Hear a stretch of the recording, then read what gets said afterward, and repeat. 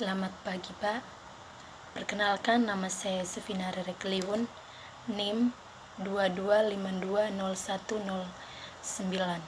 paralel IP 4B. Baik, di sini saya akan menjelaskan materi yang saya buat dengan judul Pemerintahan sebagai Kebijakan Manusia untuk Manusia. Seperti yang kita ketahui, pemerintahan itu ada 3 kata dasar: perintah, pemerintah, dan pemerintahan. Perintah itu bukan berarti suruhan, namun banyak kali orang yang mengartikan bahwa perintah itu adalah suruhan. Padahal perintah yang diberikan oleh pemerintah dan perintah yang diberikan oleh majikan itu dua hal yang sangat berbeda. Perintah dan titah itu dua hal yang sangat berbeda, yang artinya perintah itu secara konseptual atau kasat mata, namun titah itu didasarkan pada hukum atau yang bersifat mutlak. Perintah itu didasarkan pada kebijakan atau konstitusi agar tujuan negara bisa tercapai atau dijalankan. Karena kita ketahui bahwa tanpa ada perintah maka suatu negara tidak bisa berjalan dengan baik atau tidak bisa dapat tercapai.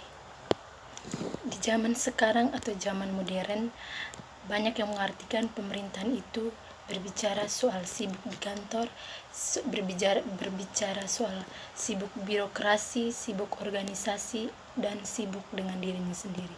Padahal kita ketahui pemerintahan itu adalah asosiasi manusia dengan manusia dan perkumpulan orang banyak, yang artinya jika ada orang yang berkumpul maka lahirlah suatu pemerintahan. Jika ada perkumpulan orang banyak, maka di situ ada kepentingan orang banyak tersebut. Dan kita juga tahu ketika ada suatu aktivitas atau kegiatan, maka disitulah ada proses memerintah, yang dimana ada pengurus yang mengelola hajat hidup orang banyak, dan tentu ada aspirasi dari berbagai pihak yang ada, lalu mengambil keputusan dan dipilihkan melalui musyawarah bersama. Pemerintahan itu kan sesuatu yang berasal dari politik, yang kemudian ada proses hukum, aturan, lalu aturan itu harus disepakati secara bersama, lalu punya proses administrasi yang mengerjakan keputusan atas hukum tersebut. Lalu administrasi itu didukung oleh manajemen, dan kemudian ada teknik operasional. Pemerintah itu harus bersama masyarakat karena harus saling terkait satu sama lain atau saling berkaitan. Pemerintahan itu kan pembuat kebijakan manusia untuk manusia. Jadi di sini saya mau menyampaikan bahwa bukan pemerintahan saja yang terlibat di dalamnya, tetapi rakyat juga punya aktif atau berperan dalam proses yang terjadi di dalamnya. Kembali lagi kita bahas, pemerintahan itu hadir karena perkumpulan orang-orang untuk berorientasi untuk mencapai atau bekerja sama untuk mencapai tujuan. Karena pemerintah itu hadir karena atau pemerintahan itu hadir untuk kepentingan bersama. Pergaulan hidup bersama itu punya hukum, dan hukum itu bersifat baku, maka harus ditaati atau dijalankan. Jadi di dalam pemerintahan itu ada tarik-menarik atau saling berkaitan antara politik dan hukum, kehendak rakyat dan aturan, kebijakan dan kebebasan. Jadi berbicara mengenai kebijakan berarti tentang konsep dan dasar yang menjadi pedoman dan dasar dalam pelaksanaan suatu pekerjaan, kehendak dan cara bertindak. Jadi di sini saya mau menyampaikan pemerintahan itu harus punya konsep dan asas agar suatu pekerjaan atau pelaksanaan suatu pekerjaan itu bisa berjalan dengan baik. Lalu berbicara mengenai kebebasan, berarti rakyat punya hak bebas berpendapat jika pemerintah tidak melaksanakan suatu pekerjaan itu dengan baik atau suatu aktivitas itu tidak berjalan dengan baik, maka rakyat bisa berpendapat, memberikan pendapat atau kebebasan berpendapat. Secara ideal, satu cukilan dari Pak Toro mengenai pemerintahan, bahwa pemerintahan itu sebagai arena untuk office making, untuk birokrasi making, untuk government making, yang dimana sebuah organisasi besar memperoleh mandat dan kedaulatan rakyat, lalu punya fungsi dan tugas, lalu punya kewajiban dan punya otoritas dari masyarakat menuju warga.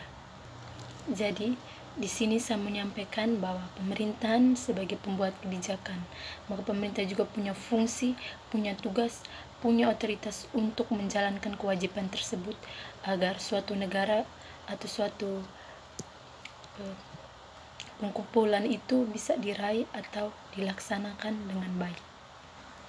Kita juga melihat pemerintahan membuat kebijakan berkaitan dengan ekonomi, karena pemerintahan dan ekonomi itu saling berkaitan.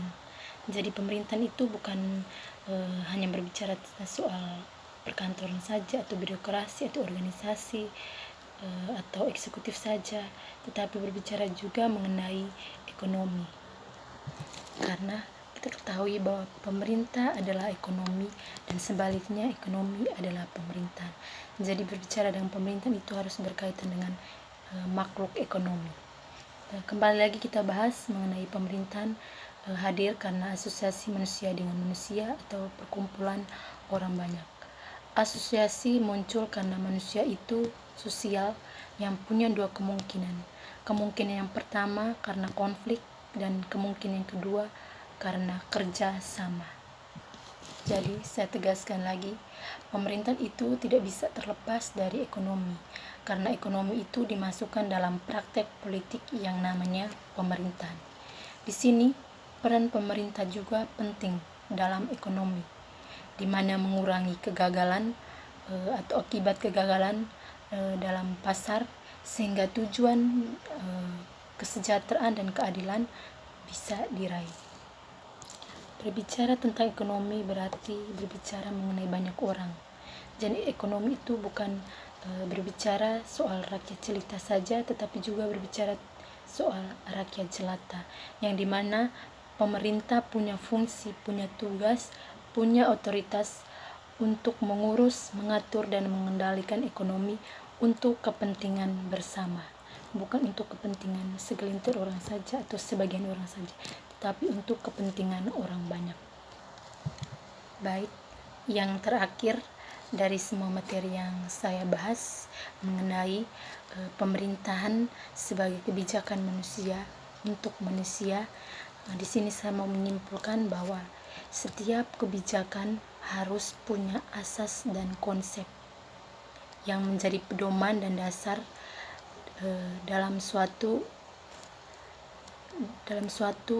pelaksanaan pekerjaan atau suatu aktivitas, dan itu untuk kepentingan orang banyak atau perkumpulan orang banyak agar suatu tujuan bisa diraih atau bisa dicapai dengan baik.